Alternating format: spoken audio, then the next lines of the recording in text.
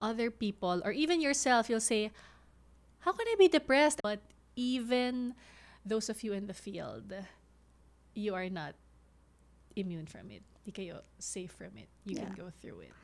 Depression and mental health condition can, be experienced by everyone, not all classes in life.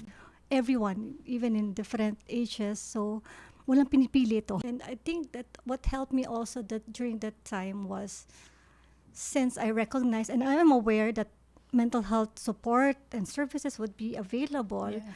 para bang I also like trusted my doctors, my professional, mental health professional, that they can take care of me also and work with me with my Yeah. treatment, Yeah. at that times like, okay, see me.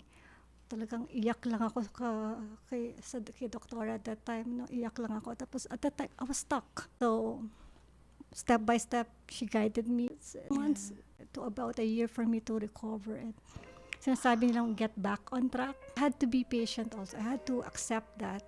And I accepted it. I trusted my, doctors, my Yeah. profession, and my mental health professionals during that time. I respected them to work with me, and they gave me choices, how to go through it.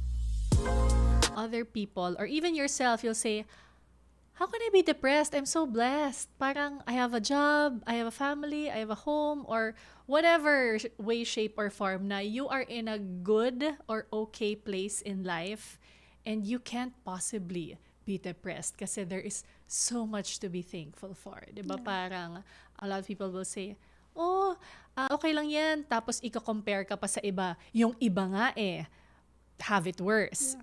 Ikaw pa kaya? You should be grateful. May ganun tayong, I don't know if it's cultural, societal, maybe even religion, but like we have this, I guess like a invisible barrier from keeping us from acknowledging na, uy, baka may something na to.